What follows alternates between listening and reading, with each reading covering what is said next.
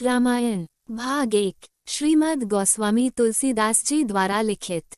रामायण की परंपरागत कथा इस बात पर आधारित है कि एक समय जब रावण अपनी शक्ति के नशे में चूर होकर इंसानियत को अपने पैरों तले कुचलने की कोशिश करता है, उस समय धरती, ऋषिगण, देवता सब भगवान विष्णु के पास मदद के लिए जाते हैं और वो उनकी पुकार से द्रवित होकर उनकी सहायता का वचन देते हैं, क्योंकि उन्हें विश्वास होता है कि आखिर में सच्चाई की जीत होगी। हे सच्चिदानंद, पापी रावण के अत्याचारों से पीड़ित होकर ये पृथ्वी, ऋषि मुनि, देवता, गंधर्व सब आपकी शरण में आए हैं। इनकी रक्षा कीजिए भगवान। और तब भगवान विष्णु अयोध्या में जन्म लेने का वचन देते हैं।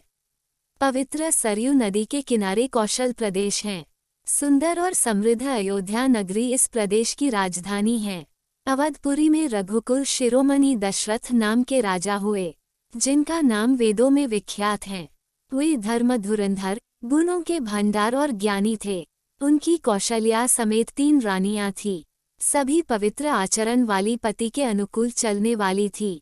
महाराज दशरथ को हमेशा चिंता लगी रहती थी कि जिस सूर्यवंश में महाराज इक्ष्वाकु, दिलीप, भागीरथ, रघु, हरिश्चंद्र जैसे परम प्रतापी यशस्वी राजा हुए हैं, क्या वो रघुकुल दशरथ के साथ ही समाप्त हो जाएगा?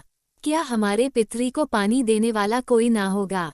वे तुरंत ही गुरु वशिष्ठ जी के पास गए और उन्हें अपना दुख कहा। और वशिष्ठ जी ने कहा, राजन, आपको पुत्र प्राप्ति अवश्य हो सकती है।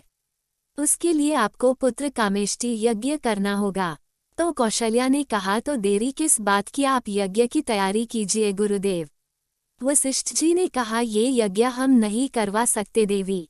कौशल्या ने पूछा, तो कौन करवा सकता है गुरुदेव? वशिष्ठ जी बोले, अथर्ववेद के पूर्ण ज्ञाता ऋषि श्रृंगी मुनि इसके विशेषज्ञ हैं।